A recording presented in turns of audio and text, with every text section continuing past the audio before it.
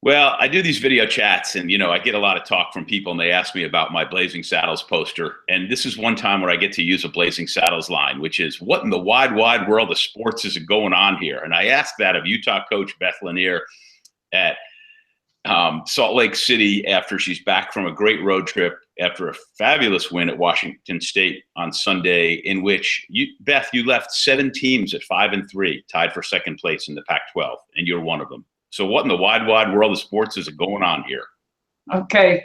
Well, my attention is going to the Pink Floyd things on over your right shoulder. It's one of my favorite bands. We're playing pretty good volleyball. I think the Pac-12 is an interesting place to be right now. There's a lot of teams that are somewhat young and kind of just beating up on each other. And we feel really fortunate to have gotten 3 out of our last 4 wins on the road. So we're pretty excited about it.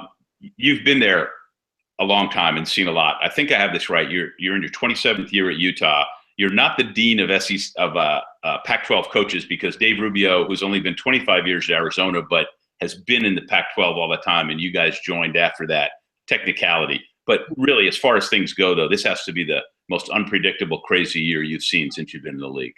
Yeah, I mean, I don't remember much about last year because we were so young and it was kind of a struggle. 2 years ago, we had a team that went to the second round, lost to Nebraska in 5, a very good team. That year we got 10 teams in the tournament. Everybody was good. Everybody was a senior laden team in the Pac-12. It was crazy competitive. I think it's just as competitive this year. It's just a little younger conference, and so I think that's where you're seeing some of the volatility going on with some of the different matchups.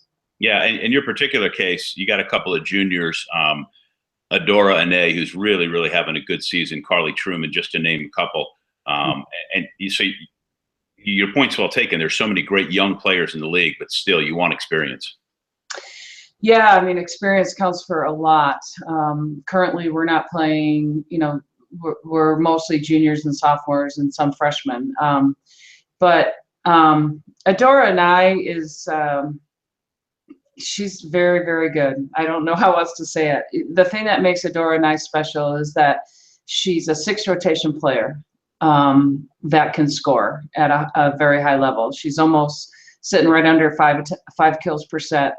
She's a primary passer for us. She's leading us in digs. She's our best server. So she's just a player that can do a lot of different things for us, and that's what makes her good. You guys are 14-5 coming off this road trip. Now you're home finally. You've got Oregon and Oregon State coming up this weekend, and then you make the Los Angeles trip for USC and UCLA. You got to like where you're at right now. And the fact that everybody's so bunched up, I mean, it's obvious.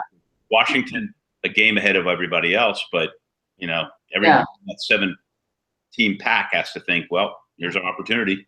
Yeah, I think we have 1 month to go to figure out what's going to happen, to sort things out. We are excited to be home. We're home 7 out of our last 12 matches. We've been winning on the road, so some people would say maybe we want to be on the road. No, we don't. We're tired. We survived 2 weekends in a row in the Pac-12. Which is not easy in the middle of October. So we're happy to be home. Hopefully that'll, play to our benefit. But yeah, a month to sort things out. I was talking to another coach in your league earlier this morning, and he said, you're going to play at home now. Everybody's playing at home. They're losing. Everybody's doing well on the road. It's bizarre. Yeah. Well, I think when teams are young, sometimes it's easier to go on the road and you have a lot less distractions, a lot less kind of pressure. And I think that's what's happening. We get more focused on the road. I did challenge my team to have that same kind of focus at home this weekend. So hopefully we will have matured a little bit, through this process and heading into the end of October. Well, I'm glad you're doing well. I always enjoy our visits out on the recruiting trails and when I see you at tournaments, and I like watching your team. They're really fun. And this is as good as it gets for me because I get to make a Blazing Saddles reference and then tell you that those are actually pint glasses that I got for a present and just decided they were too good inside the box there. I will just leave you with the fact that my corporation out of which I do all my writing is called Comfortably Numb Communications. So there's your Pink Floyd. Oh, Lee, just gone up, a whole nother level in my book. That just doesn't get any better than that. Beth in Utah, and we could have thrown in a movie reference and said, "What's a Ute?" But that's right. 2 Utes. 2 Utes. All right, you take care, and thank you so much. All right.